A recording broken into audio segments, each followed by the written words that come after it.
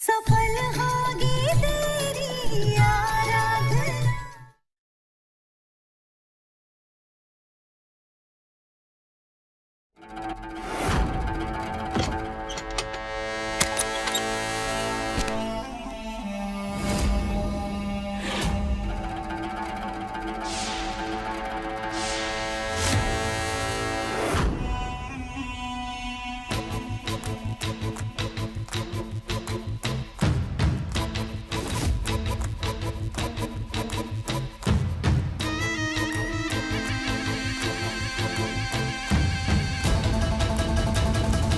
हाँ आराधना, मैं जानती हूँ किसी को अपनी जगह दे दी जाए तो कितना बुरा लगता है। वो दर्द, वो बेइज्जती एक इंसान कभी नहीं भूलता। सालों से अपने अंदर इसी आग को जला कर रखा है मैंने।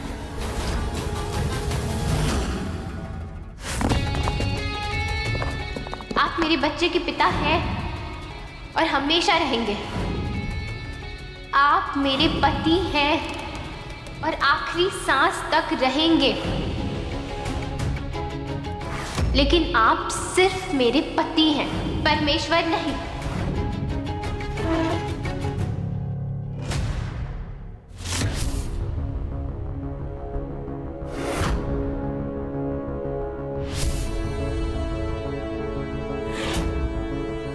पूरी दुनिया को अपनी पहचान बताने और जताने का बहुत शौक है ना तुम्हें आराधना? अपनी दामनी की कसम खाकर कहता हूँ कि कल तुम्हारी असली पहचान मैं दुनिया के सामने रखूंगा। तुम्हारे वजूद को इस कदर तुम्हारे दिमाग में बसा दूंगा कि तुम जिंदगी भर कभी भूल नहीं पाओगी।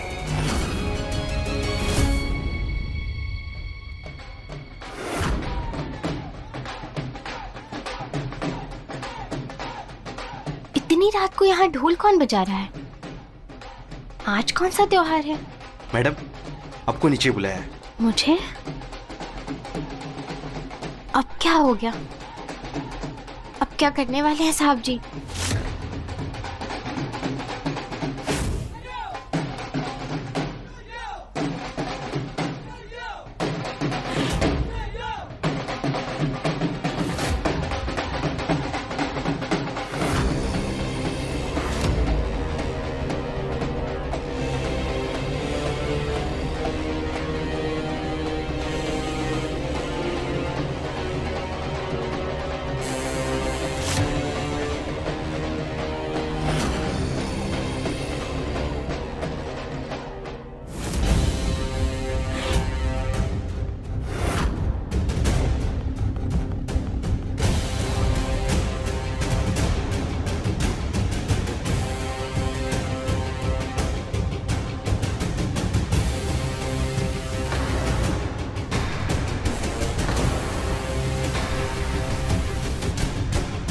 लो भाई, अभी तक तो इस घर में दोपहर वाला शो चल रहा था, पर अब तो यहाँ नाइट शो भी शुरू हो गया। ये सब क्या है साहब जी? मंदिर में तुमने सही कहा था आराधना कि मेरी बदकिस्मती है कि भगवान ने मेरे साथ ऐसा घटिया खेल खेला है।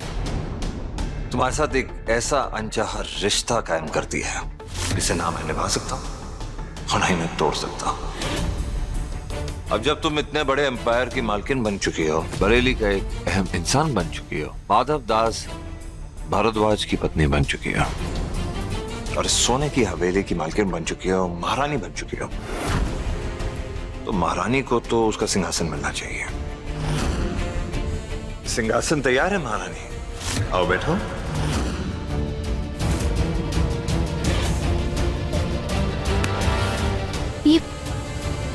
ये क्या कर रहे हैं आप? मुझे तो लगा था कल की पार्टी में फिल्म का क्लाइमेक्स हो गया होगा, पर पिक्चर तो अभी बाकी है। आफ्टर ऑल ये फिल्म तो सुपर हिट है और क्रेडिट्स के बाद मेजर ट्विस्ट। आहा, मजा आएगा। क्या कर रहे हो तुम?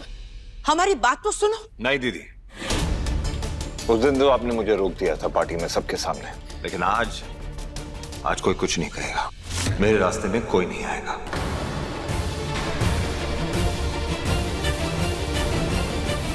बैठिए महारानी, आपका सिंहासन आपका बेसब्री से इंतजार कर रहा है। अरे बैठो बैठो बैठो। ये सब तुम्हारे लिए। पूछोगे नहीं ये क्या है?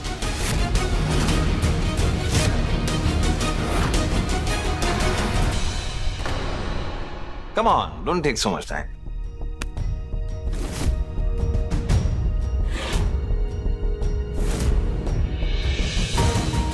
Ready for the surprise? 1, 2, 3.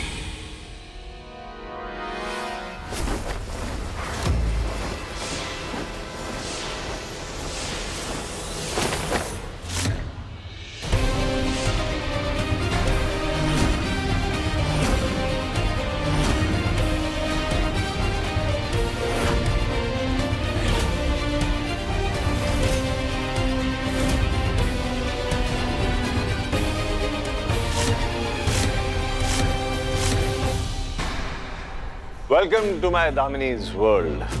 Damini मेरा प्यार और तुम्हारी सबसे बड़ी दुश्मन। कितनी जिंदा दिल और कितनी खुश मिजाज इंसान थी है।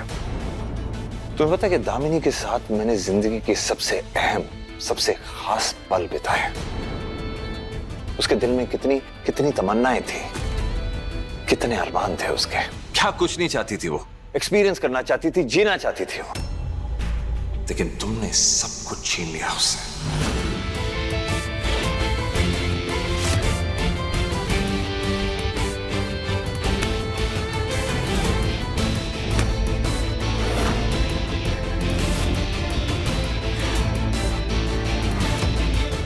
जब तुम दामिनी को असल जिंदगी में खुश नहीं देख पाई हो तो इन तस्वीरों में खुश कैसे देख सकती हो?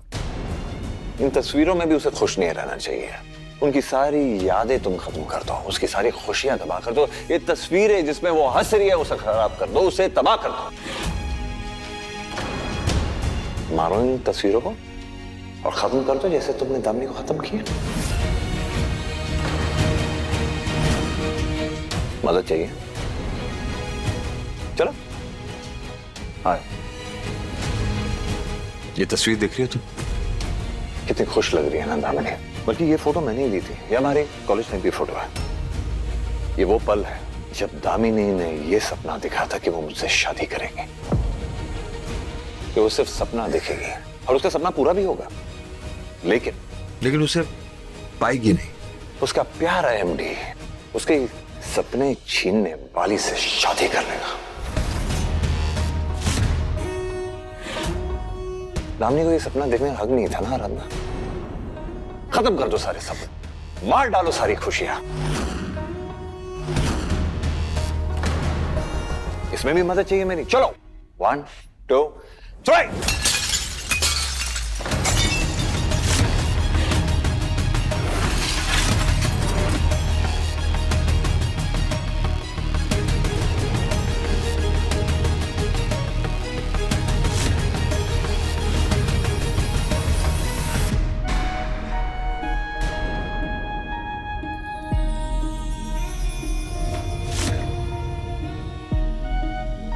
और ये मेरी और दामिनी की शादी की फोटो है।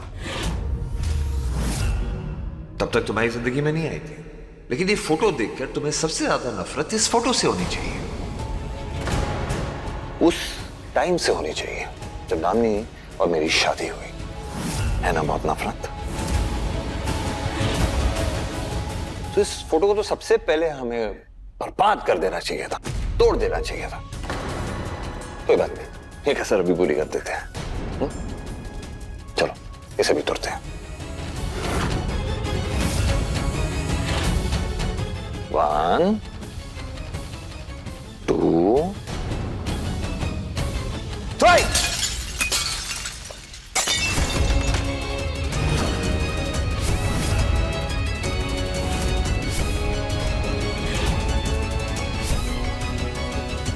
और ये वो बेहतरीन दिन है जिसे हम चाहकर भी उससे पलट नहीं पाए। मुंबई, जहां हमारी तुमसे मुलाकात हुई, मेरी दामिनी तुमसे मिली थी ना, यहीं तुम हमारी सर्किट मदर बनी थी ना। अपना सबसे बड़ा सपना देखा था मेरी दामिनी ने, मां बनने का सपना, जिसे तुमने पूरा तो किया लेकिन उसे जीने का हक ही छीन लिया। तो इसे भी छीनना। आपके पीछे समझ कीजिए, आपको चोट लग जाए।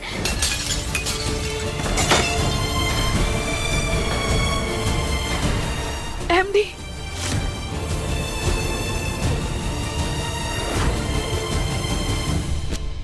और ये दामिनी और विनायक की फोटो, हमारे बेटे की फोटो। जब पहली और आखिरी बार दामिनी ने विनायक को गोद में लिया था, उसका सपना जब पूरा हुआ था, तो उस बेचारी को क्या पता कि उसका सपना बस कुछ ही दिनों का मेहमान था। इसके बाद तुमने दामिनी का अपनी ममता महसूस करने का मौका ही नहीं दिया, वो एहसास ही छीन लिया। इसे भी छीन लो, कम ऑन।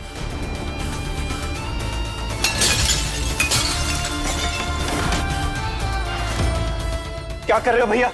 लग जाएगी आपको। बस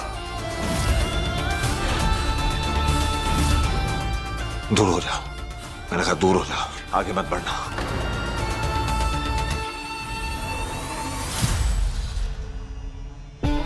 और फोटो बाकी है, कम ऑन। और ये इस हर फोटो, हर याद को बर्बाद किया है तुमने। इन पे ऐसा दाग लगाया जो कभी मिटेगा नहीं आराधना। तुम्हारी पहचान के ऐसे छींटे पड़े हैं कि मेरी तो यादें ही धुंधली हो गई। एक औरत, एक पत्नी, एक मां तुम हो, लेकिन सिर्फ अपनी दुनिया में, क्योंकि असल जिंदगी में तो सिर्फ एक कातिल हो तुम, मेरी दामिनी की कातिल।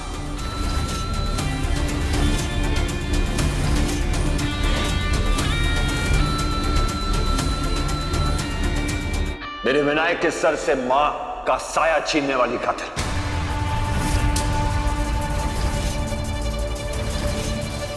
मुझे जिंदा लाश बनाने वाली कातिल। मेरी जिंदगी में आंसुओं का सैलाब लाने वाली कातिल।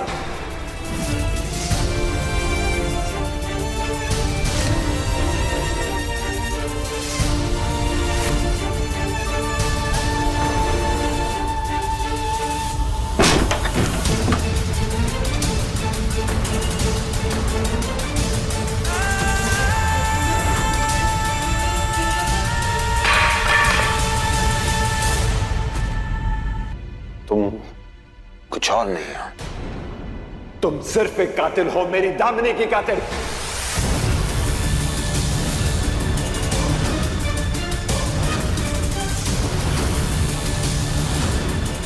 और इसके अलावा कोई और पहचान नहीं है तुम्हारी। अब इसी दाग के साथ जियोगे तुम। And I will make sure to it कि सातों जन्मों तक ये पहचान तुम कभी भूलोगी नहीं।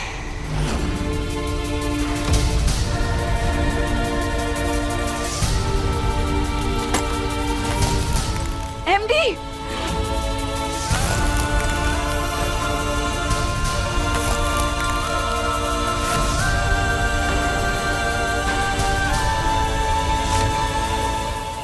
नहीं माधव, माधव रुक जाओ, हमारी बात तो सुनो।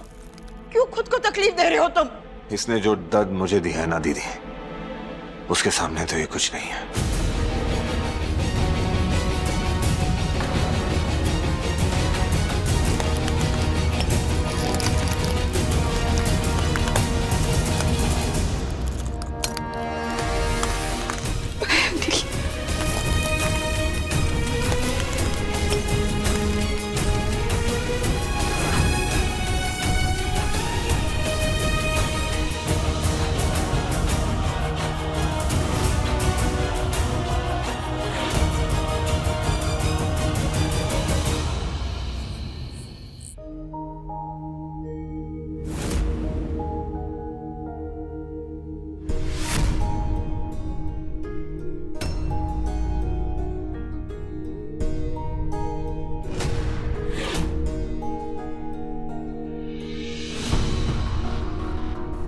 तुम बाहर क्यों खड़ी हो?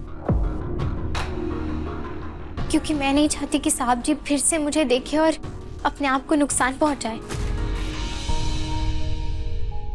चलो अंदर चलो, चलो।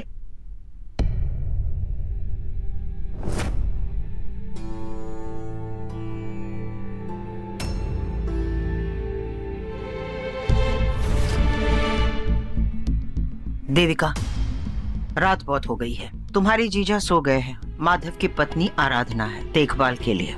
तुम जाओ, आराधना को भी सोना है। मैं इनका बाकी बातें सुबह होगी। जी।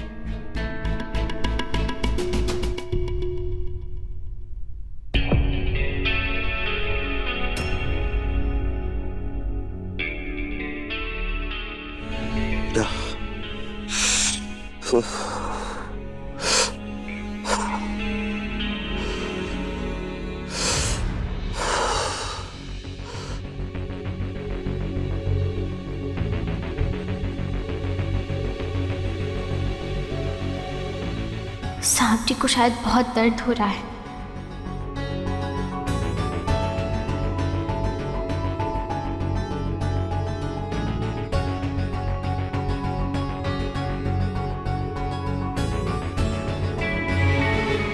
इनका दर्द कम करने के लिए मैं क्या करूं?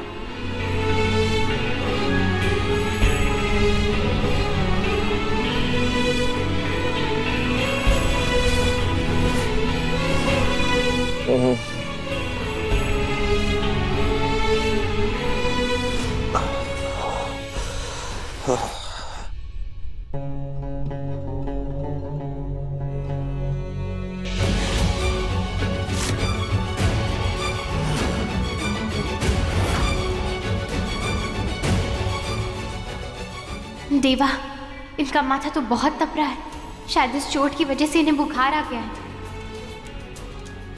अब मैं क्या करूं?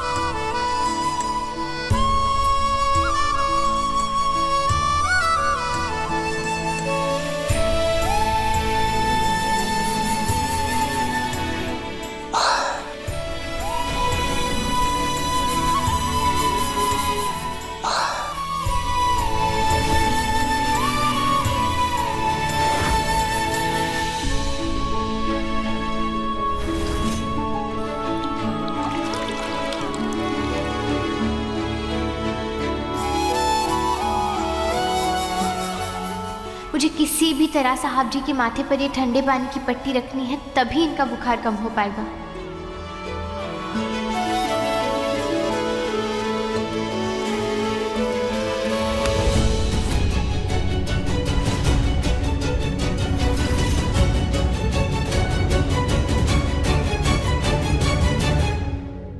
I'm sorry. प्लीज हो सके तो मुझे माफ कर दो। मुझसे बहुत बड़ी गलती हो गई। मैं चाहकर भी तुम्हें बचा नहीं पाया दामिनी। क्यों आराधना, क्यों किया तुमने ऐसा? क्यों छीना मेरी दामिनी को?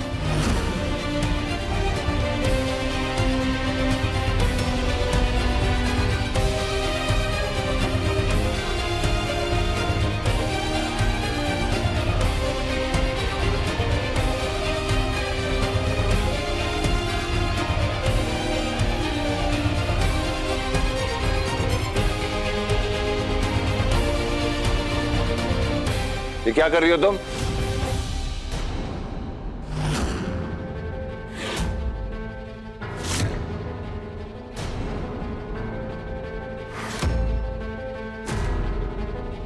मैंने कुछ कहा कि तुम यहाँ क्या कर रही हो? आपको बुखार था तो मैं ठंडे पानी की पट्टी कर रही।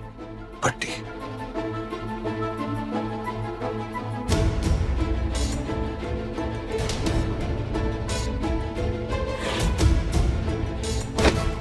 दिखावे और ढोंग से मुझे सख्त नफरत है, और आइंदा ऐसा नाटक करने की कोशिश भी मत करना तुम। मुझे कोई तुम्हारी मदद नहीं चाहिए, नहीं तुम्हारा कोई एहसान चाहिए। जो भी तुम्हारी चाल है ना, कहीं और जाकर चलो। जाओ, गेट आउट, निकल जाओ यहाँ से। देखिए, दिखावा या ढोंग ही सही, यही समझकर आप मुझसे पट्टी लगवा लीजिए। आप ऐसा समझिए कि आपकी पत्नी नहीं, बल्कि आपकी सबसे बड़ी दुश्मन मजबूरी में आकर आपकी सेवा कर रही है, क्योंकि वो ये नहीं चाहती कि आपको कुछ हो। क्योंकि अगर ऐसा हुआ तो मुझसे लड़ने वालों की ना भीड़ कम हो जाएगी। बरेली शहर में अब आधी रात को डॉक्टर या नर्स तो मिलेगा नहीं, तो इसलिए अपनी जान बचाने के लिए सही अपने दुश्मन की बात मान लीजिए और ये पट्टी लगवा लीजिए मुझसे। हेलो, प्लीज तुमसे कोई मदद नहीं चाहिए मुझे, ठीक है ना? अगर मुझे पट्टी करनी है मैं खुद कर सकता हूँ। मेरे करीब मत आना। मेरी बात सुन रही हो तुम? अरे जाओ ना यार यहाँ से। आप मेरी बात, अरे खबर,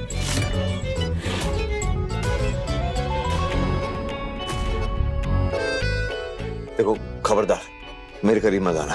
देखिए, आप जानते हैं आप मुझे हाथ तो लगाने वाले हैं नहीं, और सिर्फ आपकी बातों से तो मैं रुकूंगी नहीं, तो आप मुझे ये पट्टी लगा लेने दीजिए। एक कदम आगे मत बढ़ाना, नहीं तो मुझसे बुरा कोई नहीं होगा। मुझे एक बार ये लगा लेने दीजिए बस। अरे बात नहीं समझ आती। मैंने कहा ना, चुपचाप यहाँ से चली जाओ या बाहर निकल जाओ यार। मुझे नहीं चाहिए तुमसे मदद। नहीं, मेरे करीब मत आना। देखो, मुझे छूने की कोशिश मत करना तुम। मुझे तो ये शक्ल में नहीं देखनी है, जाओ यहाँ से। ठीक है, मैं कल से ना दिन भर आपको अपनी शक्ल नहीं दिखाऊंगी, बस आज मुझे ये पट्टी रख लेने दीजिए।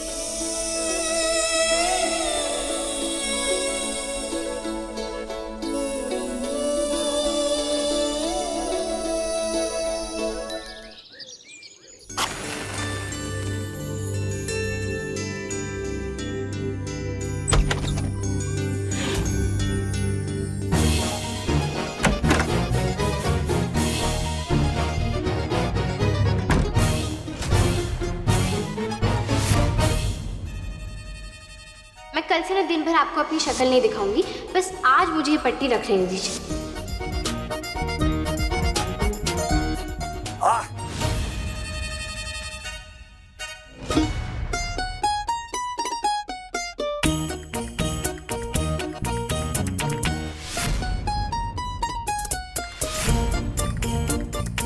लो, दिन की बुरी शुरुआत शुरू।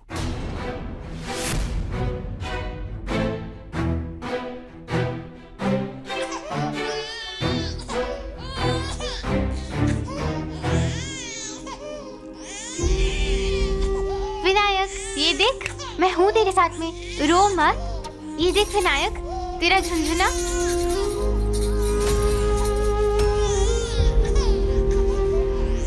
तुम्हें सिर्फ विनायक का ध्यान रखना है, ना ही तुम उसे गोद में लोगी और ना ही तुम उसे हाथ लगाओगी।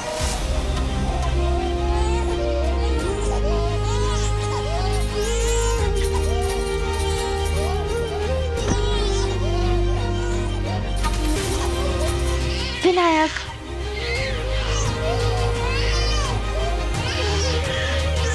लो, उठो यहाँ से। कुछ होने वाला नहीं है तुमसे।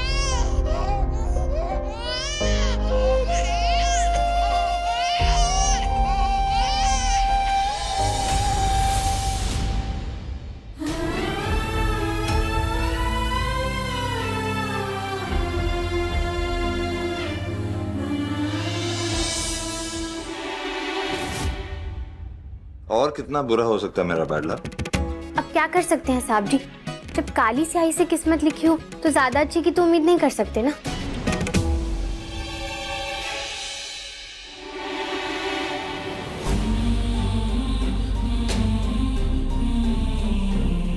मुंह मांगी कीमत दे दूंगी तुम्हें। मुझे पिछले हफ्ते का सीसीटीवी फुटेज चाहिए। मैडम, दरअसल हमारा कैमरा नकली है, हमने सिर्फ चोरों को भगाने के लिए लगाया है। इसमें कोई रिकॉर्डिंग नहीं होती है और ये कुछ काम का नहीं है। हमें हर हाल में सच की तह तक जाना होगा।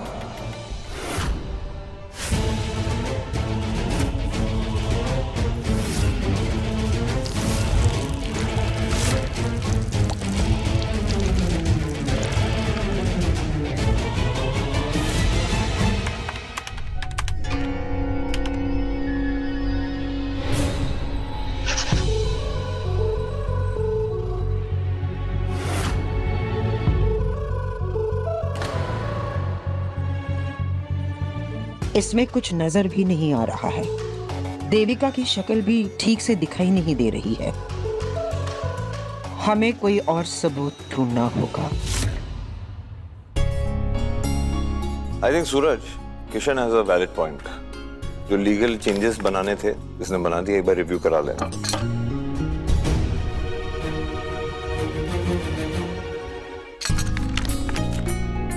थैंक यू चंदा। बड़े भैया कुछ और लाऊं आपके लिए? नहीं, और ओह नो, नॉट अगेन। क्यों? ये सब नहीं खा सकता मैं? कुछ मिला है इसके अंदर? नहीं भैया, वो आप बिना नाश्ता के ही मीटिंग में लग गए, बस इसलिए पूछ रही थी। तुम एक काम करो, सबसे पहले ये ट्रे यहाँ से लेके जाओ। ये ट्रे मुझे नहीं देखनी है और दोबारा से ये घर में ये ट्रे आनी नहीं चाहिए, समझी तुम? क्या हो गया भैया? एक ट्रे ही तो है। वैसे भी भूख की वजह से बहुत इरिटेशन हो रही है। पहले नाश्ता कर लेते हैं ना, उसके बाद कर लेंगे मीटिंग। मीटिंग पे कंसंट्रेट करें जिस काम के लिए हम यहाँ बैठे हैं।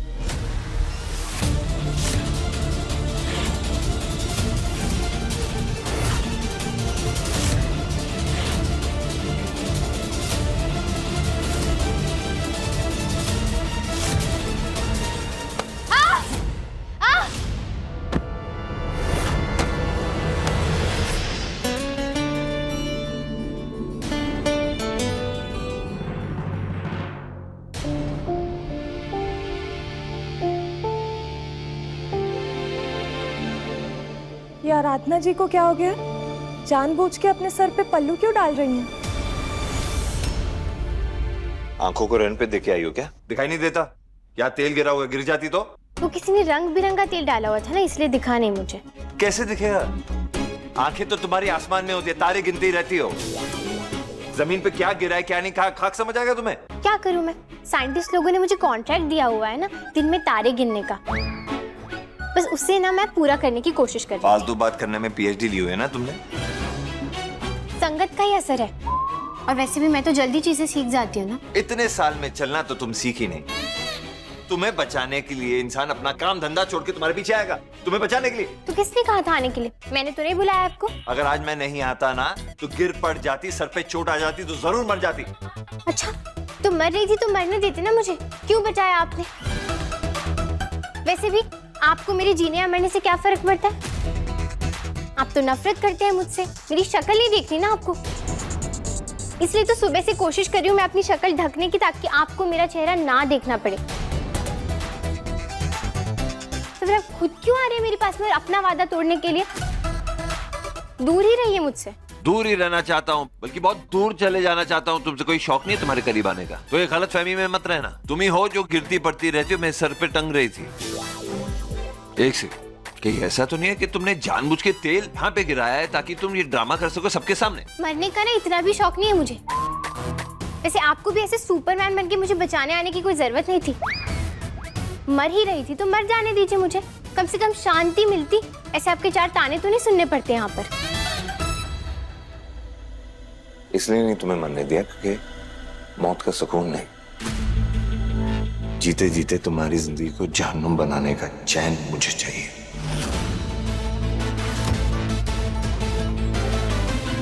वैसे देव पत्नी, तुम्हें टॉर्चर करने के 7 वचन जो लिए मैंने, उसे निभाना तो पड़ेगा, कर्तव्य है मेरा।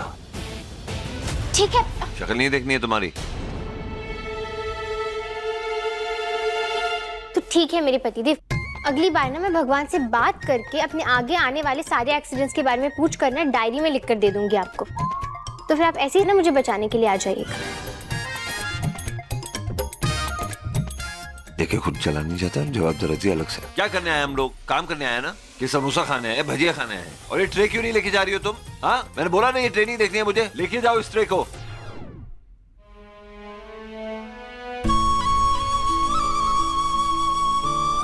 समझे, आप मुझसे कितने ही गुस्सा क्यों ना हो, कितने ही नाराज क्यों ना हो, लेकिन आप मेरी फिक्र करना कभी नहीं भूलते। आज भी इतने गुस्से के बाद, इतनी नफरत के बाद भी आपने मुझे गिरने से बचाया।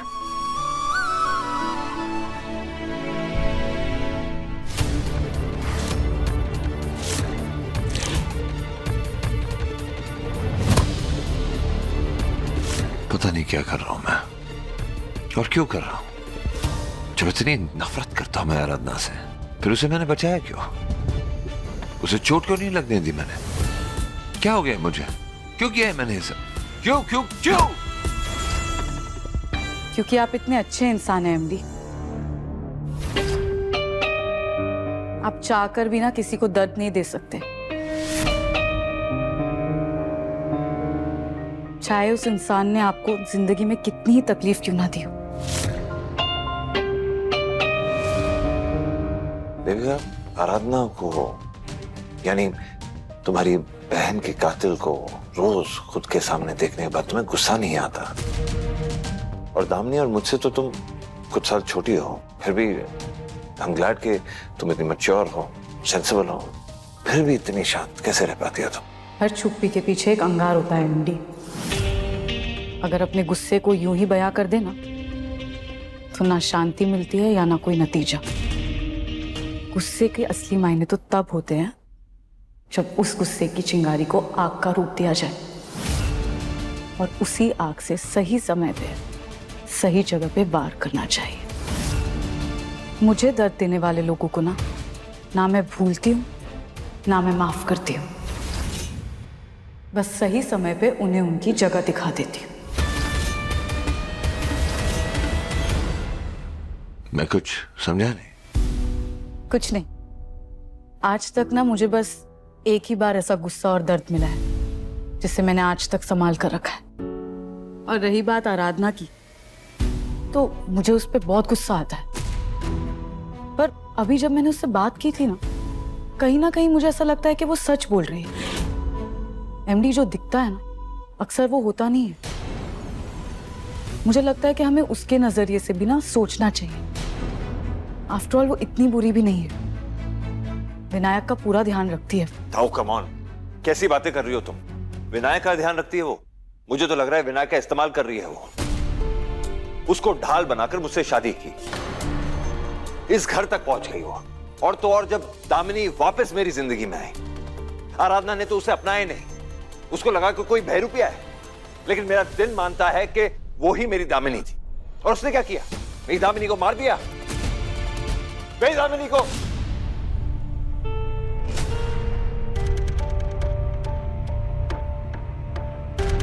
बेचारे पैरों को तो आपने सजा दे दी एमडी, एटलीस्ट अपने हाथों को तो बख्श दो, वरना आप किसी काम के नहीं रह पाएंगे।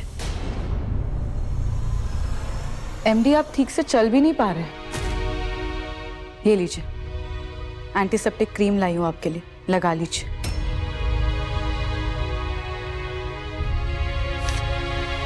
बस हाथ में लेने से कुछ नहीं होगा, लगाइए, वरना मैं यहां से नहीं जाऊंगी। Okay, come on.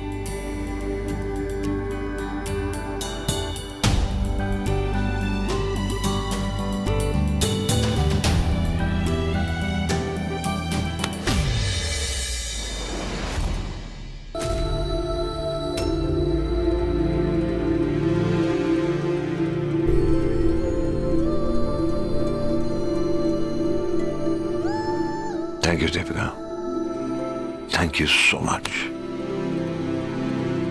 जब से दामिनी गई है ना मेरी जिंदगी से, मैं खुद को संभाल नहीं पाया हूं। और दामिनी की जगह जब जब मैं आराधना को देखता हूं उस घर में, दिल में एक अजीब सा तूफान खड़ा हो जाता है। एक ऐसा गुस्सा, एक ऐसा सैलाब कि मुझे ऐसा लगता है कि मैं सब कुछ बर्बाद कर दूं। Really thank you. जब तुम होती हो ना तो I feel better. Thank you for taking care of Vinayak.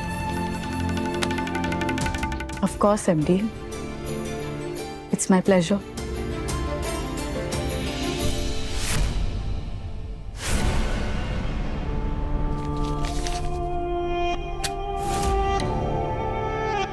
तुम्हारे सीसीटीवी फुटेज देखना है हमें। अब ये मत कहना कि तुम्हारा कैमरा नहीं चल रहा है। नहीं मैम, मेरा कैमरा तो बिल्कुल सही है।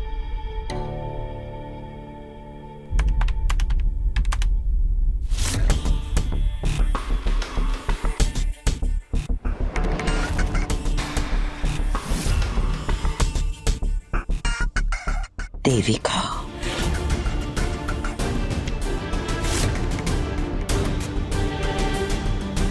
कौन है वो?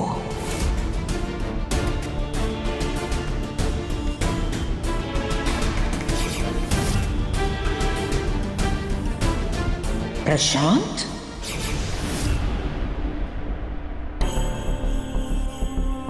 देविका प्रशांत के साथ क्या कर रही है? और अगर वो 15 दिन से इसी शहर में थी तो अपनी बहन से मिलने क्यों नहीं आई? हर उस दुकान, कैफे या लाइब्रेरी में क्यों गई जहां दामिनी जाती थी? ये लड़की दामिनी की तरह इमोशनल फूल नहीं है, बल्कि बहुत स्मार्ट है। कुछ तो चल रहा है उसके दिमाग में, पर क्या?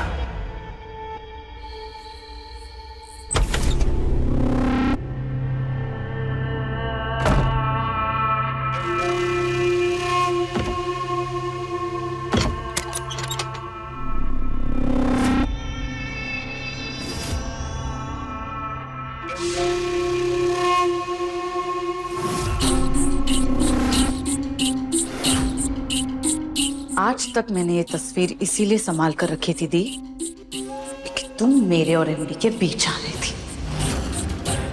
एक ऐसी दीवार बनकर खड़ी हो गई थी कि ना एमडी मुझे देख पा रहे थे और ना मेरे पास आ पा रहे थे। लेकिन अब तो तुम जा चुकी हो। अब हमारे बीच कोई दीवार नहीं है। अब फाइनली एमडी मुझ तक आ पा रहे हैं। अब बहुत जल्द ना वो मेरे प्यार को भी महसूस करेंगे, मुझे समझेंगे वो। और अब तुम्हारी कोई भी तस्वीर हमारे बीच नहीं आएगी और ना कोई निशानी।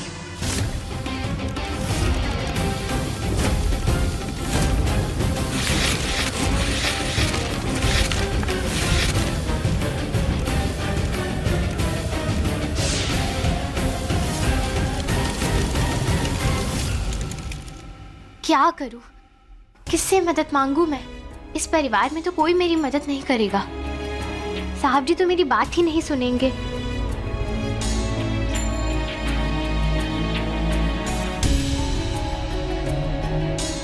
देविका जी से बात कर सकती हूँ मैं, शायद वो मेरी बात समझेंगी।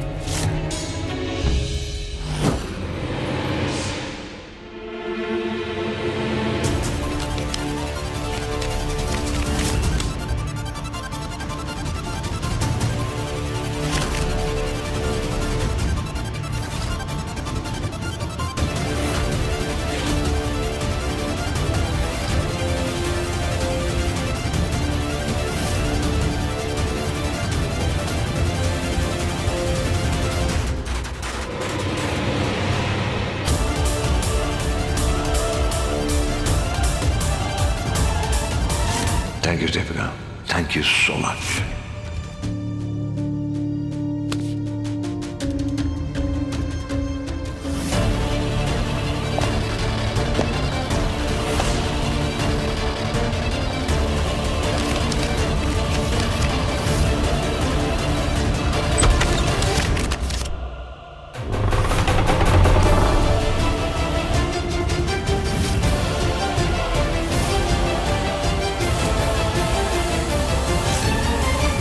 देविका जी, वो मुझे मेरी दी की बहुत याद आ रही थी तो मैं उनकी फोटोज देख रही थी। वो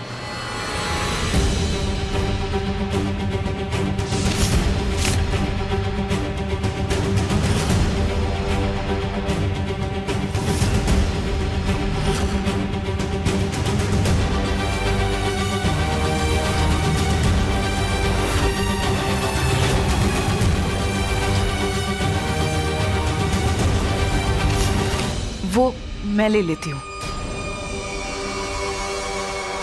वो तुम्हारे हाथों में अगर मैंने दामिनी दी की फोटो देख ली ना, उससे मैं कुछ गलत बोल दूंगी, इसीलिए।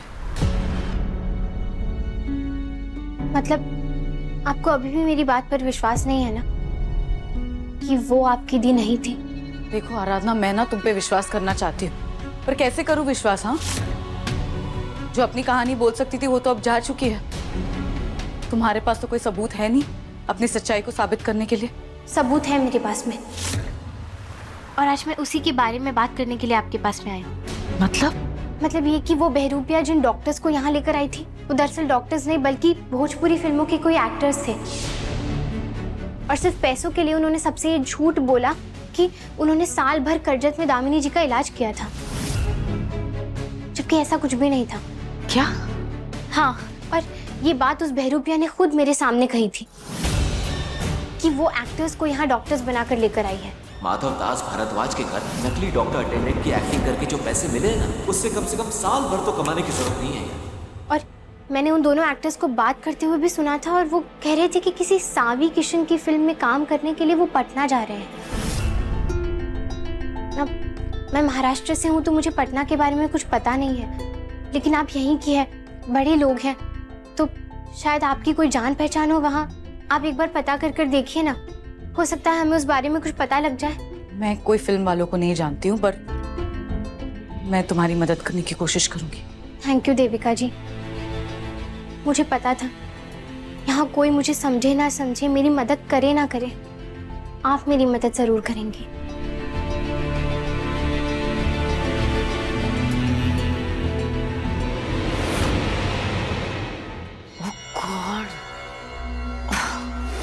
मैं तुम्हारी मदद कभी नहीं करूंगी आराधना, क्योंकि मैं चाहती हूँ कि एमडी की आंखों के सामने तुम्हारे लिए सिर्फ नफरत हो। हालातों का फायदा उठाकर तुमने एमडी से शादी तो कर ली, लेकिन पति पत्नी होने का रिश्ता तुम कभी नहीं निभा पाओगी। मैं एमडी को ना अपने प्यार का एहसास दिला के रहूंगी। मेरे और एमडी के बीच ना दामिनी है और ना मैं तुम्हें आने दूंगी। उनके नफरत के सैलाब में ना मैं तुम्हें डुबा दूंगी आराधना। ना मैं तुम्हें कभी उनके पास जाने दूंगी और ना उन्हें तुम्हारे करीब आने दूंगी। एमडी के दिल में और उनकी जिंदगी में सिर्फ और सिर्फ मेरी जगह है। इसीलिए कल रात मैं उनके पास पट्टी लेकर गई थी।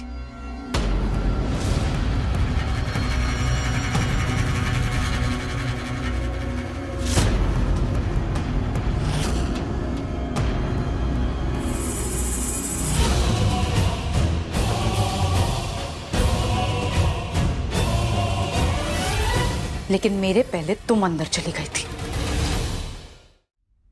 सुबह भी ना तुमने उनके नजदीक आने की पूरी कोशिश की थी।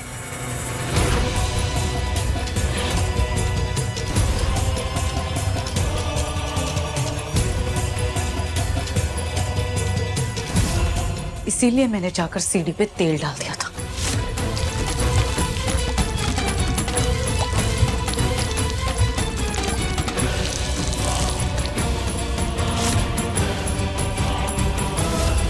ताकि तुम वहां से गिर जाओ, तुम्हारे हाथ पैर टूट जाए और मेरे और एमडी के बीच तुम कभी वापस ना आ जाओ, कहीं कोने में बैठी रहो। लेकिन एमडी ने तुम्हें वहां से भी बचा लिया।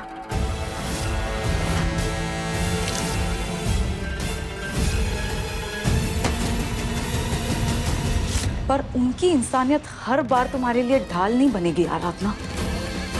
एमडी कमजोर है, लेकिन मैं कमजोर नहीं। मैं तुम्हें हर हाल में एमडी से दूर रखूंगी।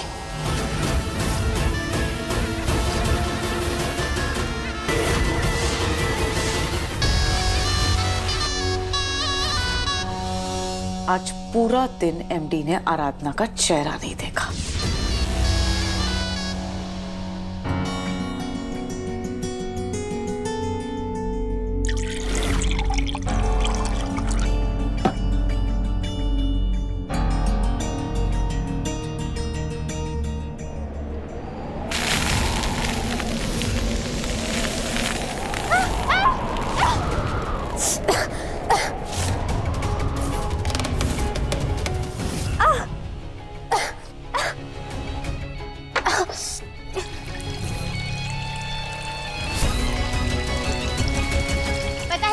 मिर्ची चली गई है, लेकिन मैं संभाल लूंगी, आप मेरे पास मत आइए।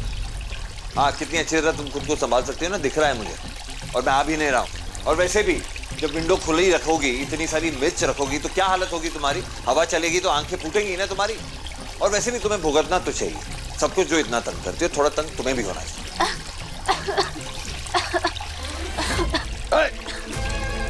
ये इतनी सारी मिर्च कौन रखता है इधर? बेवकूफ इंसान हो क्या तुम? मुझे दिखाइए। तो तुम दूर रहो प्लीज, मैं खुद संभाल लूंगा। और मुझे परेशान मत करो। मैं आपको परेशान नहीं, आपकी मदद करने की कोशिश कर रही हूँ। दिखाइए आप। कुछ दिखाने की, कुछ करने की जरूरत नहीं है तुम्हें। मैं मैनेज कर लूंगा। मैनेज कर लूंगा मैं। कहाँ जा रही है?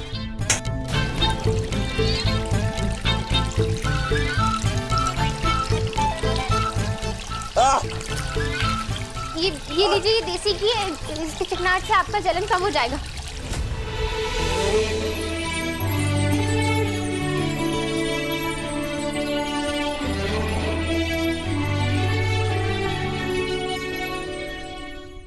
आज तो बस शुरुआत है।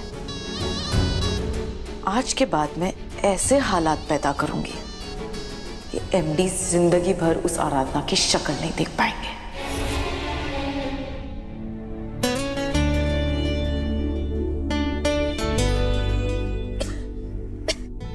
चेहरा इधर करो। मैंने कहा चेहरा इधर करो।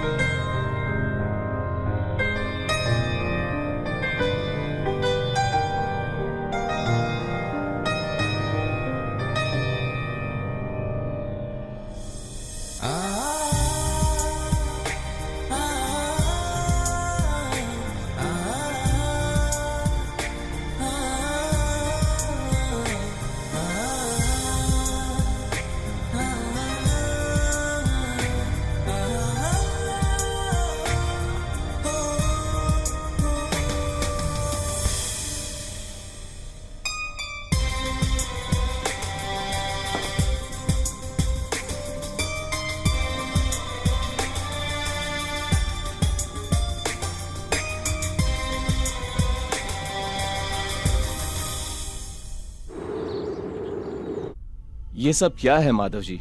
इतने डीप कट्स, आपको मुझे उसी वक्त पे कॉल कर देना चाहिए था या फिर क्लिनिक आ जाते। इन्फेक्शन इतना बढ़ गया है कि इसकी वजह से इन्हें बुखार आ गया। कोई बात नहीं, मैं मेडिसिन लिख के दे देता हूँ, टाइम पे लेते रहिएगा और अगर कुछ भी हो तो फौरन मुझे कॉल कीजिएगा। Please take care. Thank you doctor. Thank you.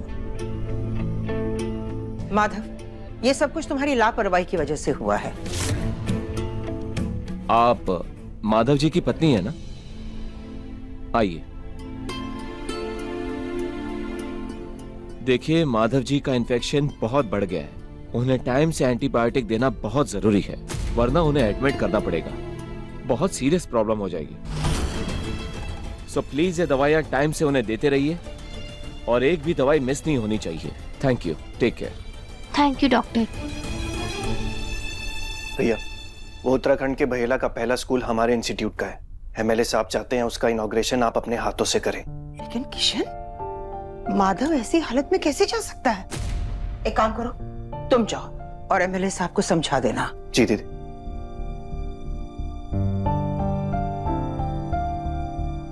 Doctor ने साहब जी को आराम करने के लिए कहा है और ये भी कहा है कि सारी दवाइयाँ टाइम से लेनी पड़ेंगी, क्योंकि अगर इनका बुखार या इन्फेक्शन बढ़ गया तो इन्हें अस्पताल में एडमिट करना पड़ेगा।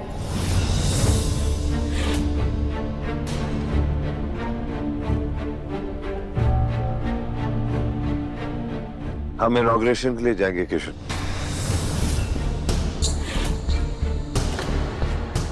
लेकिन माधव ऐसे क्या है ना दीदी, गलत संगत और अशांत माहौल जख्म को नासुर बना देती है, उसे भरती नहीं है। अब ना इस घर में वो शांति है, ना वो सुकून है जिससे मैं ठीक हो पाऊं। बेहतर ये है कि थोड़ी देर के लिए मैं यहाँ से निकल जाऊं, शायद तबीयत भी ठीक हो जाए। साहब जी। लेकिन माधव तुम। देविका, जलेबी से कहो कि सामान पैक करें अभी। जी, मैं जलेबी से कह के ना आपकी दवाइयां भी मंगवा देती हूँ।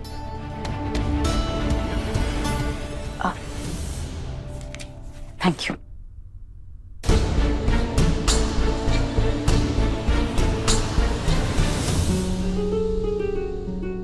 देविका जी, ये बड़े मालिक की कुछ दवाइयां हैं, इन्हें भी पैक कर लीजिए। हाँ दो, मैं एमडी के सामान के साथ इसे भी रख देती हूँ। जलेबी, ये क्या बदतमीजी है? घर के मेहमानों से हम कब से काम करवाने लगे हैं। सारा सामान जाकर आराधना को दो और हम माधव का सामान भी वही पैक करेगी। ये जो दवाइयां है वो आराधना को देना। माधव की पत्नी है वो, तो सारा काम अब वो ही करेगी। सॉरी मैडम जी, गलती हो गई, दोबारा नहीं होगी।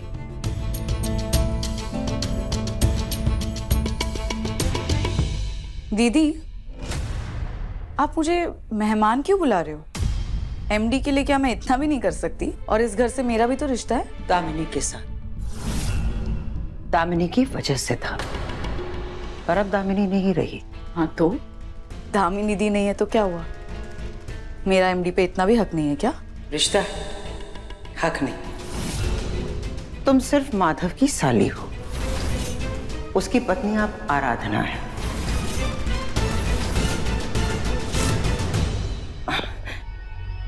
देविका, तुम इस घर की मेहमान बनकर आई हो। यहाँ रहो, खाओ पियो, ऐश करो। घर वाले हैं ना, घर का सारा काम वो संभाल लेंगे। एक बात और, अपने जीजाजी को लेकर परेशान होने की कोई जरूरत नहीं है देविका। पिछली बार भी जब दामिनी के बारे में यह खबर हमें मिली तो 14 महीने बाद ही सही माधव ने खुद को संभाल लिया था। अब तो हमारे साथ आराधना भी है माधव को संभालने के लिए। हमें पूरा विश्वास है कि धीरे धीरे माधव खुद को संभाल लेगा। कोई भी जख्म जिंदगी भर हरे नहीं होते, वक्त मरहम बनकर वो घाव खत्म कर ही देता है। हाँ, माधव अब नाराज है, लेकिन धीरे धीरे करके उसकी नाराजगी भी कम हो जाएगी और उसका ये अकेलापन भी। वैसे अच्छा ही हुआ माधव जा रहा है, कम से कम इस घर से दूर रहेगा तो थोड़ा शांत तो हो जाएगा, है ना?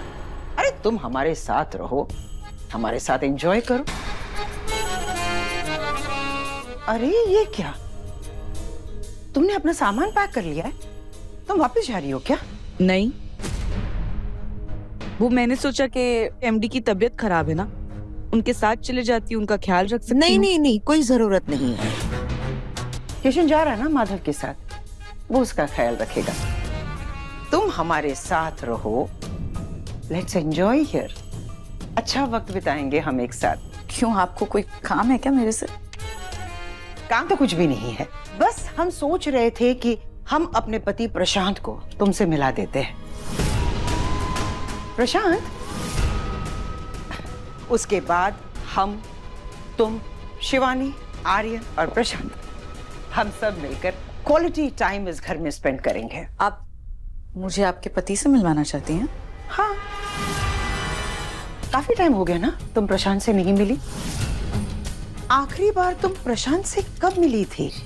जी वो याद आया, हाँ, आर्यन के 18th बर्थडे पर तुम प्रशांत से मिली थी, है ना? जी हाँ हाँ जी हाँ। बस अच्छा मौका मिलेगा तुम्हें भी, हम साथ बैठेंगे, खूब एंजॉय करेंगे, पुरानी यादें ताजा करेंगे हम। तुम आराम करो।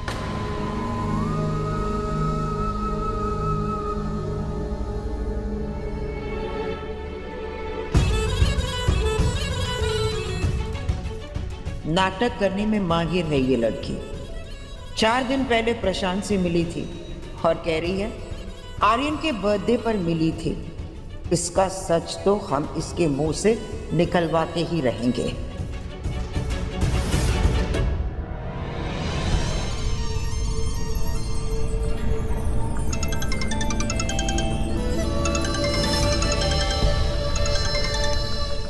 हेलो। हेलो प्रशांत, घर आ जाओ ना। घर? क्यों आज अचानक घर क्यों बुला रही हो तुम? कोई खास बात है क्या? कमाल है, घर आने के लिए कोई मौका ढूंढना होता है क्या? नहीं मतलब मेरा बेवजह आना तुम्हें पसंद नहीं आता ना। लो कर लो बात। तुम हमेशा मुझसे यही शिकायत करते रहते थे ना कि मैं तुम्हें घर नहीं बुलाती, बच्चों से मिलने नहीं देती। तो आज घर बुला रही हूँ, आ जाओ ना, मिल लो किसी से। नहीं, मुझे नहीं मिलना किसी से। मतलब मेरे आने से तुम्हारे भाई को प्रॉब्लम होती है ना, महाराज गुस्सा हो जाते हैं। तुम्हें फर्क कैसे पड़ने लगा प्रशांत? मेरे भाई को गुस्सा दिलाना, उससे लड़ना, मौका तो तुम तलाशते रहते हो। इसे आज हो क्या गया है? मुझे घर बुलाने के लिए इतनी बेचैन क्यों है ये? इनका तुम्हारे दिमाग में आखिर चल क्या रहा है? करना क्या चाहती हो तुम? समझ में नहीं आता कि लोग ऐसा क्यों सोचते हैं कि हर बार मेनका के दिल और दिमाग में कुछ ना कुछ चलता रहता है। मेरी सिंपल और सीधी बातों में लोग छल कपट क्यों ढूंढते रहते हैं? मैं तो यूं ही मजाक कर रही थी। सुनो ना, माधव घर पर नहीं है। बच्चों से मिलने के लिए यही सही मौका है। आ जाओ। अच्छा ठीक है, आ रहा हूं। शुक्रिया। इस मेनका की तो रग रग से वाकिफ हूं मैं। इसके दिमाग में कोई तो खिचड़ी पक रही है, लेकिन अगर मैं नहीं गया तो इसे और शक हो जाएगा। जाकर देखता हूं कि आखिर मसला क्या है।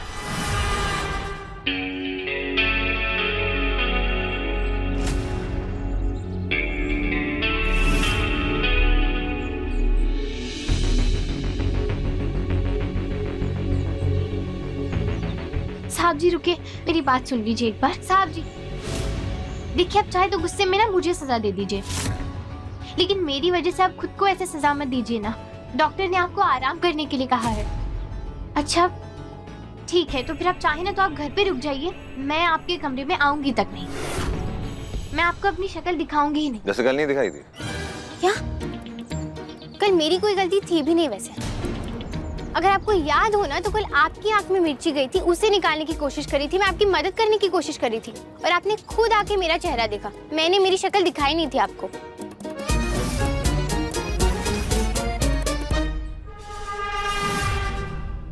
एग्जैक्टली तुम तो कुछ गलत करती नहीं हो, अपने आप चीजें गलत हो जाती हैं तुम्हारे आसपास, है ना?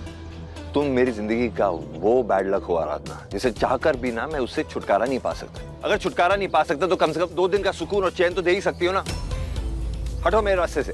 आप बात को समझ क्यों नहीं रहे? डॉक्टर ने आपको आराम करने के लिए कहा है, टाइम से दवाई लेने के लिए कहा है, और बाहर का खाना तो आप बिल्कुल भी नहीं खा सकते। तो आप प्लीज मेरी बात मानिए, आप मत जाइए। अगर आप मेरी बात नहीं मानेंगे, अगर आप नहीं रुकेंगे ना, तो फिर मुझे जबरदस्ती आपके साथ आना पड़ेगा।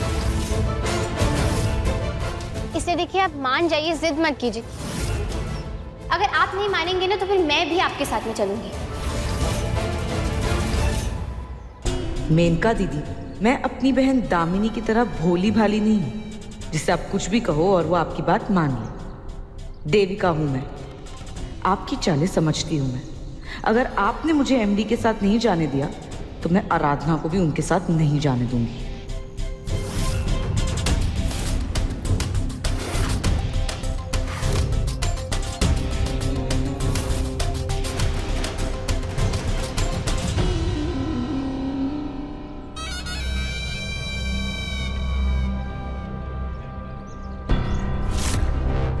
आराधना की कमजोरी विनायक ही अब मेरा हथियार बनेगा। जब विनायक रोएगा तो आराधना भागकर ऊपर आ जाएगी और तब तक एमडी चले जाएंगे।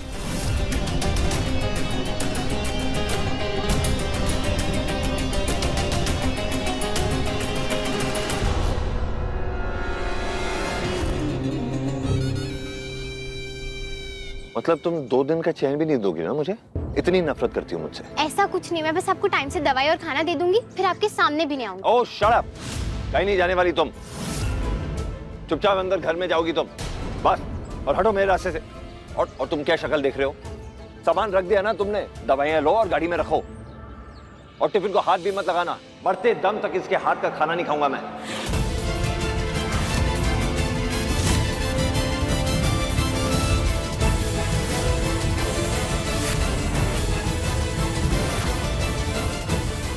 और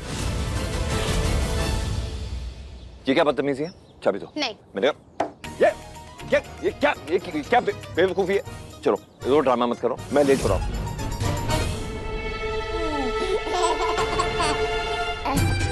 मैंने इतने जोर से पिंच किया और ये रो भी नहीं रहा है, हंस रहा है। रुक बेटा, तुझे अभी बताती हूँ। तेरी माँ की तरह तू भी बहुत ढीठ है ना। देखिए, ऐसी हालत में मैं आपको परेशान नहीं करना चाहती हूँ, लेकिन आप मुझे मजबूर कर रहे हैं सब करने के लिए। क्योंकि अगर आप अगर मेरी बात नहीं मानेंगे ना तो मुझे आपके साथ में आना पड़ेगा।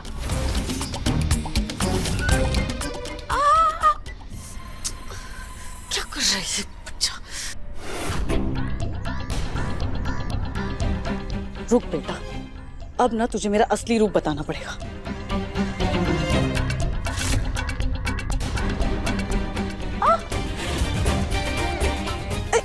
क्या कर रहे हैं?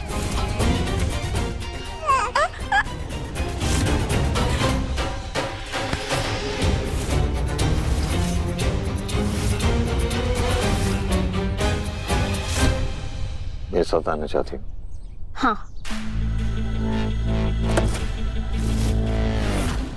कम mademoiselle, please sit in the car. क्या?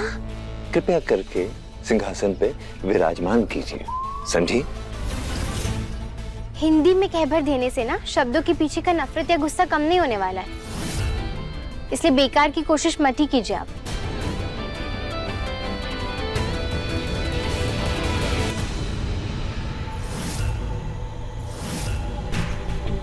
ये लीजिए।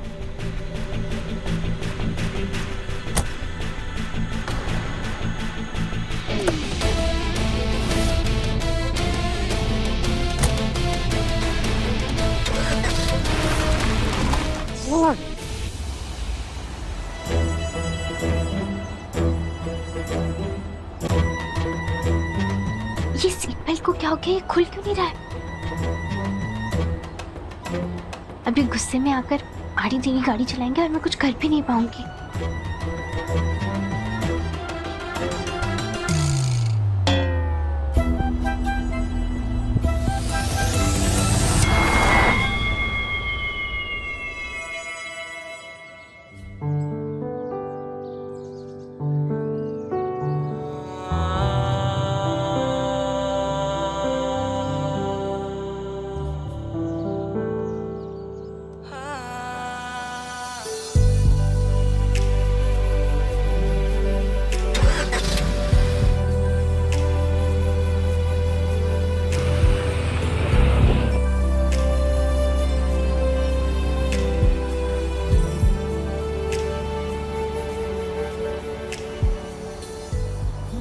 वाह, क्या रोमांटिक मौसम है।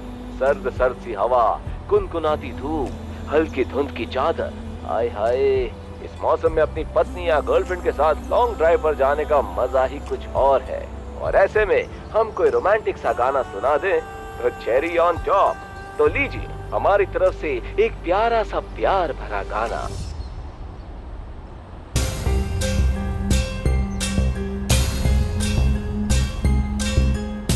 साहब जी, देखिए मैं जानती हूँ आप मुझसे गुस्सा है, आप मेरी शक्ल नहीं देखना चाहते, मुझसे नफरत कर रहे हैं, मेरे हाथ का खाना तक नहीं खाना चाह रहे आप। लेकिन आपके पास दूसरा कोई रास्ता नहीं है क्योंकि डॉक्टर ने आपको सिर्फ घर का खाना खाने के लिए कहा। इसलिए मैं आज बिना तेल मसाले की खिचड़ी लेकर आई हूँ और ये उबला हुआ पानी भी लेकर आई हूँ मैं। उसके साथ साथ में 2-3 दवाइयाँ भी हैं जो कि आपको खाने के बाद खानी रहेंगी। और उबले हुए पानी से मेरे दादू ने कहा था कि किसी भी बीमारी में उबला हुआ पानी पी लो तो सब कुछ ठीक हो जाता है। और मैंने आपकी दवाइयाँ जिन्हें कि मैं अलग अलग पुटलियों में लेकर आई हूँ ताकि कोई गड़बड़ ना हो जाए। ये सुबह वाली है, ये दोपहर वाली और ये शाम वाली।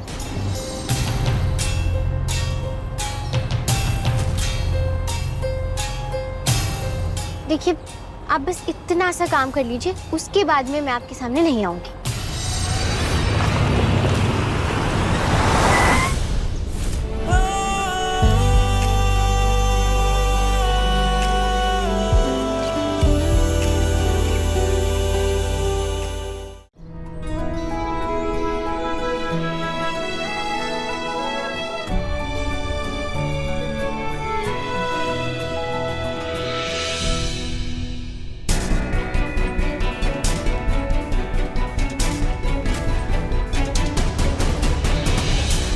क्या हुआ देविका, बोर हो रही हो?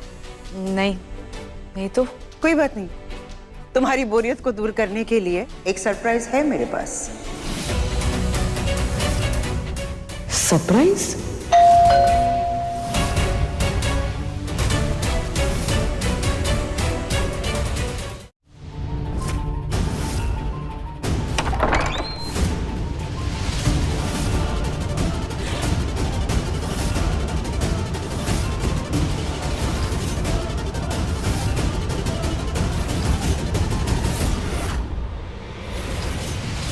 आओ प्रशांत, मैं तुम्हारा इंतजार कर रही थी। देविका, ये रहा तुम्हारा सरप्राइज।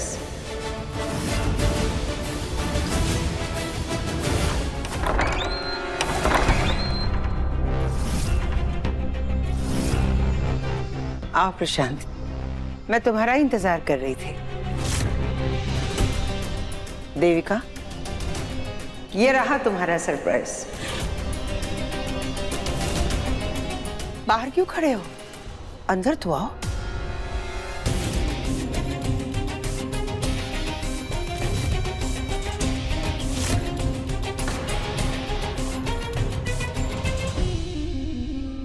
मैंने कहा था ना, हम बैठेंगे, थोड़ी गपशप करेंगे, एंजॉय करेंगे।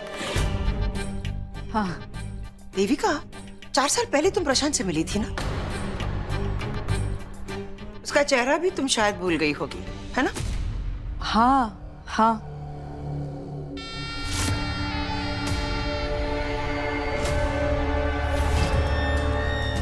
तुमने मुझे यहाँ गपशप के लिए बुलाया?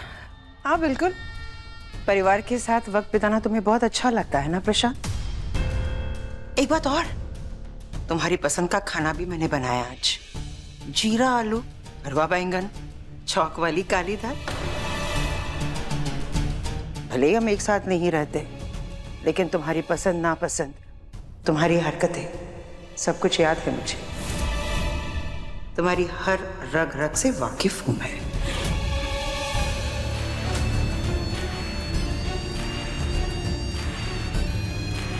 कुछ तो कांड करने वाली है आज ये औरत।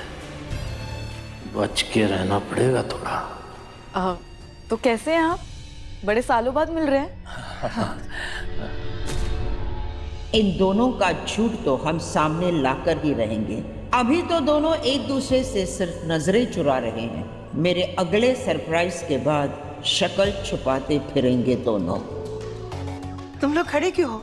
बैठो ना, बातें करो। हाँ चलिए।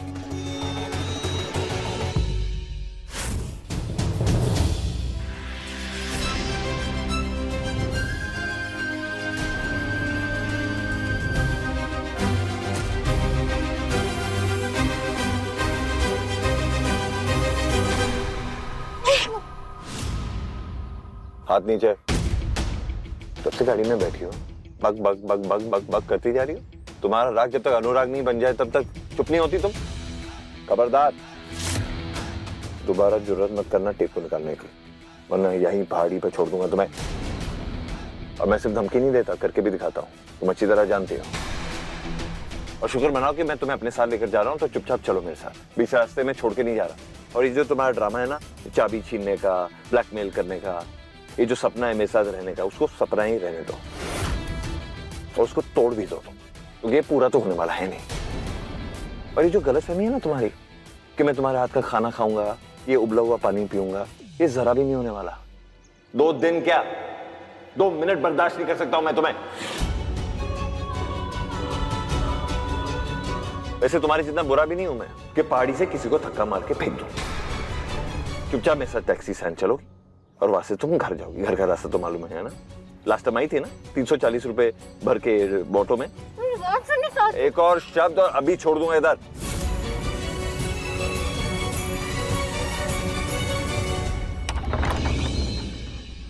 ओ हाय, आइए ना, अंदर आइए।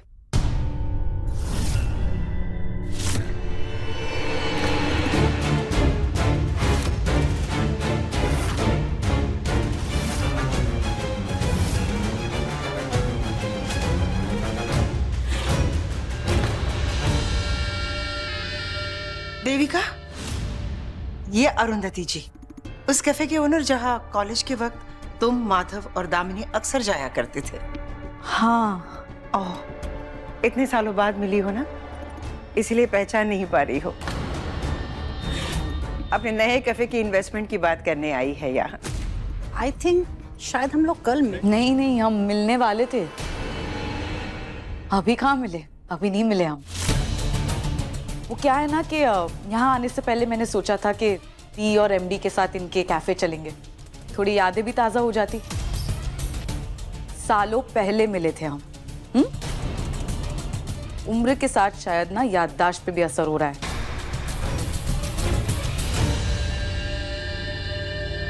मुझे तो आप पहचानती होंगी, बरेली का एक्स एमएलए हूं मैं। इस शहर में बहुत पहुंच है मेरी। आप चिंता मत कीजिए, अगर मेरी पत्नी आपके कैफे में इन्वेस्ट नहीं करेंगी तो मैं जरूर करूंगा। जी थैंक यू। नितेश, जी मैम। ये हमारे पीए है। एक काम कीजिए, आप जाइए ऑफिस में बैठिए और अपनी सारी डिटेल्स दीजिए। हम अभी आते हैं। देविका की जबान का लड़खड़ाना और प्रशांत का नजरों से इस कैफे ओनर को देखकर डरना ये जाहिर कर रहा है कि ये दोनों कुछ तो खिचड़ी पका रहे हैं। बहुत गेम खेल लिया इन दोनों ने, अब हम इनके साथ खेलेंगे। 1 मिनट में आई, कैफे ओनर से उनकी चीजें डिस्कस करके आती हूँ।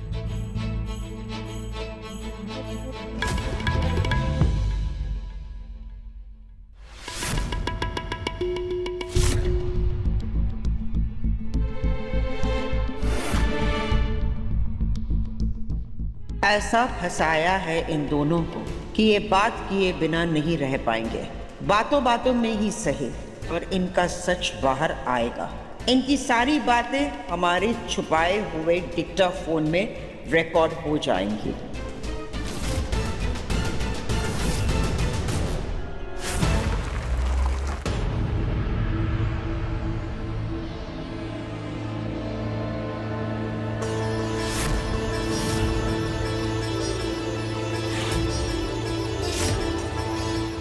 साहब जी को तो नींद आ रही है।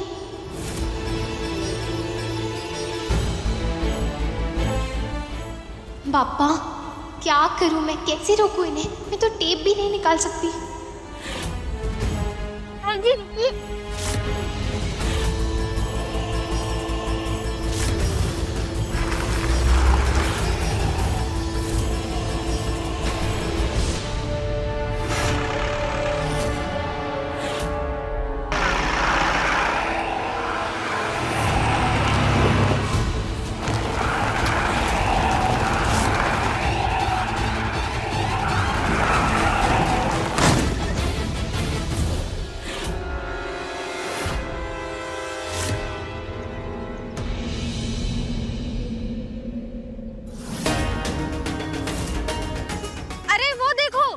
किसी का गाड़ी पेड़ से टकरा गया।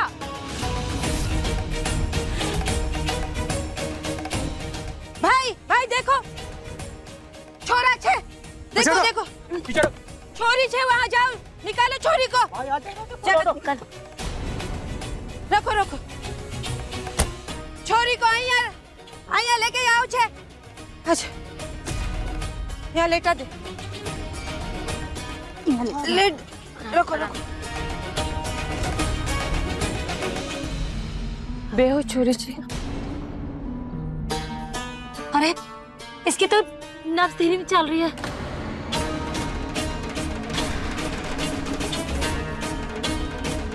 होश नहीं आ रहा बिल्कुल भी।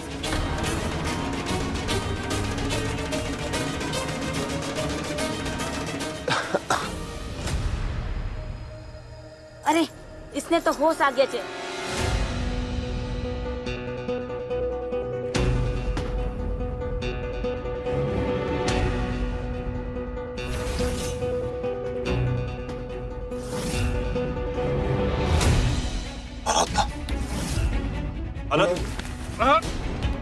रुक जा, दूर रहना छोरी से।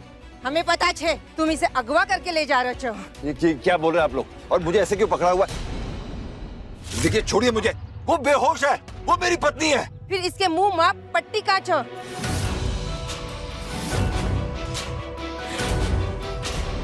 अरे इसकी तो धड़कन और नब्ज कमजोर होती जा रही है। अरे इसकी सांस थमती जा रही है। हाँ छोड़ो मुझे। इसकी पानी सांस नहीं आ रहा है। पानी पानी। अरे कोई इसको बैठ जी के पास ले चलो। आराधना आराधना आराधना आराधना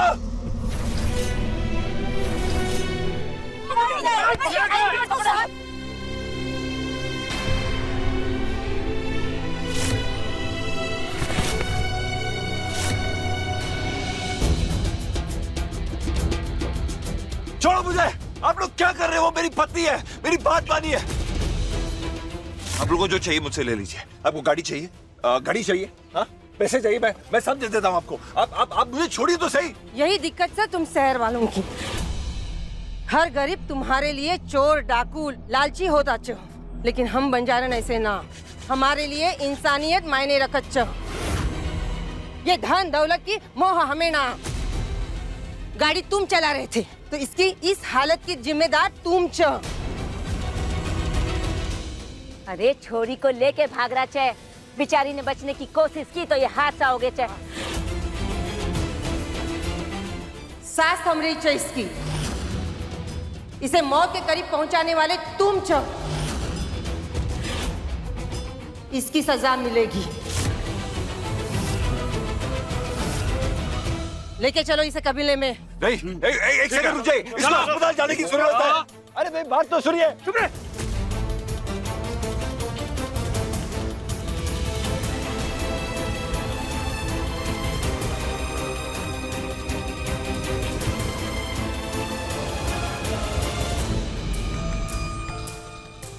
क्या कर रहे हैं आप लोग?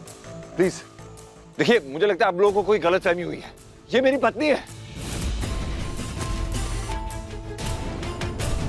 देखिए, हमें जाने दीजिए, टाइम बहुत कम है। उसकी सांसें धीमी होती जा रही है। मेरी बात सुन रहे हैं आप लोग?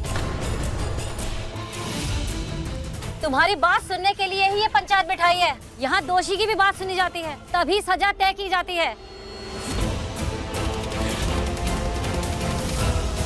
कौन सी सजा? कैसी सजा? क्या बात कर रहे हैं आप? हमारी गलती क्या है? अरे गलती से एक्सीडेंट हो गया हमारा, इसलिए ये हाल है। बस मुझे इसे हॉस्पिटल लेके जाना है, या कम से कम डॉक्टर को इधर बुला लीजिए। कुछ तो कीजिए। छोरी को अंदर लेके जाओ। अंदर लेके जाओ? चलो। ये कहाँ लेके जा रहे हैं आप इसे? अरे मेरी बात सुनिए। देखिए प्लीज, छोड़िए मुझे।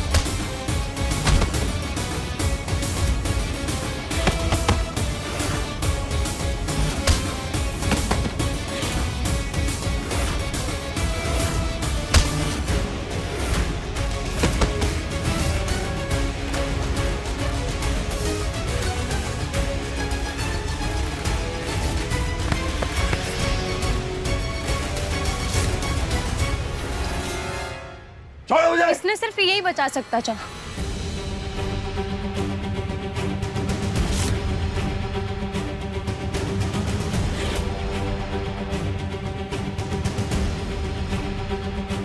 हमारे पास समय बहुत कम है। धड़कन कमजोर पड़ रही है, सांस भी रुकने वाली है।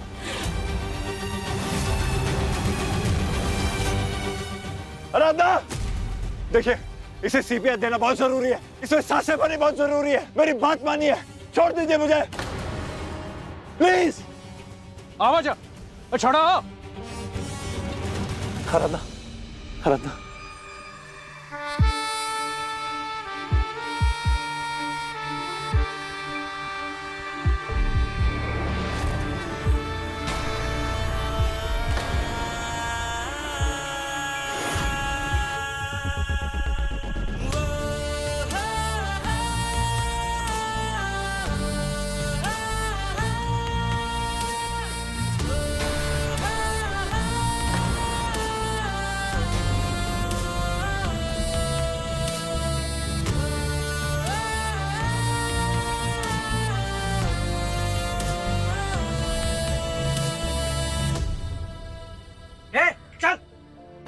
आराधना, हो गया, चल।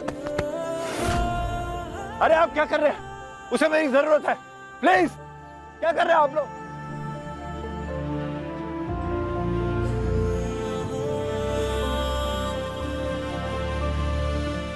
नसें थम पड़ी है, शरीर का तापमान बढ़ाना पड़ेगा। छोड़ी, जा जड़ी बूटी लेके आ। शायद अब ये औरत ना बच सकेगी। और हमारे कबीले में एक औरत का कत्ल बहुत बड़ा घिनौना अपराध समझा जाता है। शहरी बाबू, तुम्हारे शहर में भले ही एक औरत को कुछ ना समझा जाता हो, लेकिन हमारे कबीले में एक औरत को भगवान समझा जाता है, देवी समझा जाता है। और अगर ये औरत नहीं बची तो तू यहाँ से कभी नहीं निकल पाएगा, समझा?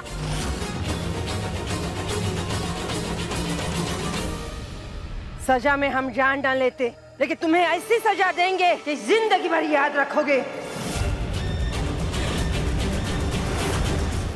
तुम्हारे हाथ जला दिए जाएंगे।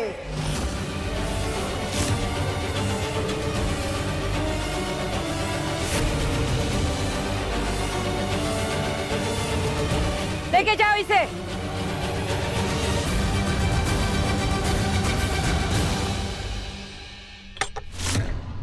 रसगुल्ले, जिलेबी, रसगुल्ले कहाँ है? तुम्हें पता है ना, प्रशांत को रसगुल्ले बहुत पसंद है। जाओ, जाकर लेकर आओ। आप इनके लिए रसगुल्ले मंगवा रही हैं? हाँ, प्रशांत के लिए ही रसगुल्ले लाने हैं। इसमें तुम इतना क्यों चौंक रही हो? चौंकेगी ना। इतने सालों में जिस आदमी को इस घर में पानी तक नहीं पूछा गया, उसे आज खास रसगुल्ले खिलाए जा रहे हैं, तो चौंकेगी। अब क्या बताएं प्रशांत, इस घर में इतनी सारी चीजें हो रही है जिससे हम चौंक जाते हैं। ऐसी ऐसी चीजें जिसके बारे में कहानीकार भी कभी यकीन ना करे, पर हम तो जी रहे हैं। पहले दामिनी का चले जाना, उसके बाद अचानक से उसका वापस आ जाना, फिर माधव की दूसरी पत्नी का ये कहना कि वो औरत दामिनी नहीं है, फिर उसका भी खून हो जाता है, फिर अचानक से देविका का यहां आना। जब इतनी सारी चीजें हो रही है यहाँ पे, तो क्या हम तुम्हारे मनपसंद रसगुल्ले नहीं मंगवा सकते? मतलब तुम्हारे लिए रसगुल्ले मंगवाना हमारे लिए कुछ अजीब सा नहीं लगता। वो क्या है ना प्रशांत, रिश्ते बदल रहे हैं इस घर में, तो हमने सोचा क्यों ना हम भी बदल जाए, क्योंकि बदलाव बहुत जरूरी है जिंदगी में, वरना नीरस हो जाती है जिंदगी, है ना देविका? इसी बदलाव के लिए तुम यूएस से इंडिया आई हो। अजीब सी बात है, जब तुम्हारी दीदी जिंदा थी तब तुम उससे दूर रही, लेकिन दामिनी के जाने के बाद शायद उसकी कमी तुम्हें खलने लगी और तुम यूएस से इंडिया चली आई, अपनी बहन के घर चली आई, उसके पति का ख्याल रखने के लिए, ताकि अपनी बहन के घर वालों को कोई दिक्कत ना हो, अपनी जीजाजी का ख्याल रखने के लिए, है ना? रिश्ते निभाना कोई तुमसे सीखे देविका। प्रशांत, साली अपनी जीजा के लिए इतना सब कुछ कर सकती है, तो मैंने भी सोचा क्या मैं अपने पति के लिए उनके मनपसंद रसगुल्ले नहीं मंगवा सकती क्या? कहीं तुमने अपनी पसंद तो नहीं बदल ली ना? अपना साथी तो नहीं बदल लिया?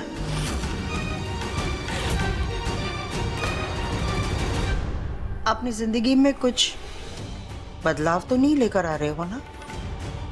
नहीं, मैं तो वैसा का वैसा ही। हाँ भाई लाओ, आज रसगुल्ले ही खाएंगे हम। ये जिलेबी भी ना, मैं जाकर रसगुल्ले लेकर आती हूँ। मैडम जी, आप खुद जाकर लाएंगी? तो फिर अपने पति के लिए मैं ही तो रसगुल्ले लेकर आऊंगी। मैं अभी आई हूं।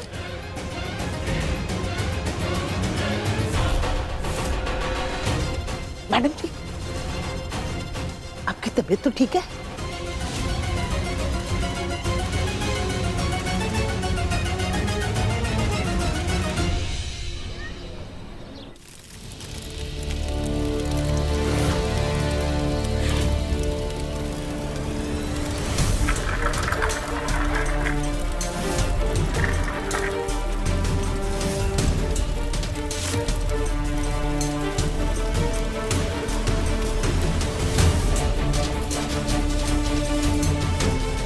प्लीज मेरी बात सुनिए, वो मेरी पत्नी है, उसे डॉक्टर के पास लेके जाना बहुत जरूरी है, छोड़ दीजिए हमें।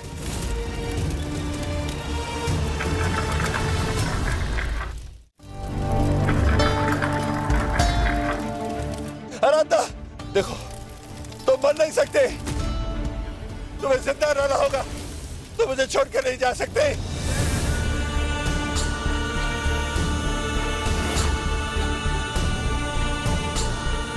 आराधना, तुम्हें विनायक के लिए जिंदा रहना होगा, आंखें खोलो आराधना, तुम्हारा विनायक तुम्हारा इंतजार कर रहा है। आराधना, विनायक,